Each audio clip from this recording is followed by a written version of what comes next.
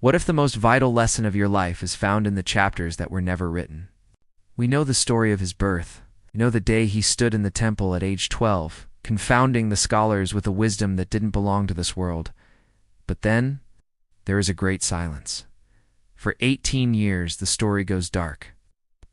12 to 30, the life of Yahusha is a void in the Western narrative. But in the kingdom of Yahuah, silence is never empty. It is a womb. Before the public shout comes the private struggle. Before the mountain of transfiguration comes the cave of preparation. To understand the missing years, we must stop looking for a man and start looking for a pattern, the pattern of the hidden king. Before we unseal the scrolls, do something bold. If you are ready to reclaim the history they tried to erase, subscribe now, and in the comments type 77, declare that. You are part of the awakening, seeking the full witness that empire could not burn. In the Holy Scriptures, Yahuah never moves in a rush. He hides what he intends to highly favor. Think of Moses, born a child of the Nile. He was hidden for 40 years in the house of Pharaoh, then hidden for another 40 years in the desert of Midian. Yahuah was refining him in the obscurity of the wilderness. Think of David. Anointed as king while yet a boy, he was sent back to the silent sheepfolds.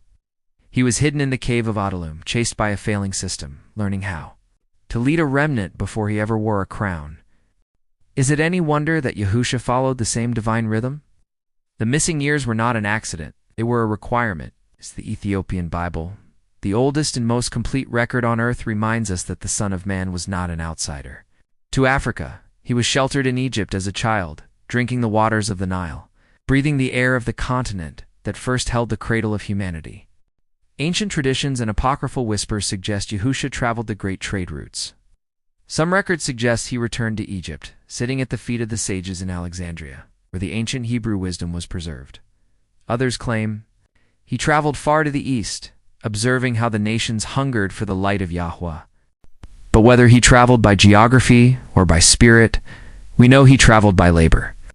The accounts tell us he was a tecton, a worker in wood and stone. While the world was building the Roman Empire, Yahusha was in a workshop, feeling the weight of the wood. He was listening. He was watching. He saw how the poor were crushed. He saw how religion became a mask for power. He didn't learn to save the world by staying in a palace. He learned to obey Yahuah by living among the broken. This is the part they never wanted the diaspora to hear. The missing years prove that the formation of Yahusha was not Western. He was an Afro-Asiatic man moving in a world of frankincense and myrrh, tied to the lineage of Judah and the highlands of Ethiopia. The Western world edited the scriptures down to 66 books, but the Ethiopian monks kept 81.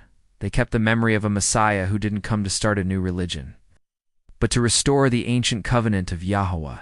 You, the scattered of the four corners, are in your missing years right now. You have been hidden by history and erased from the textbooks.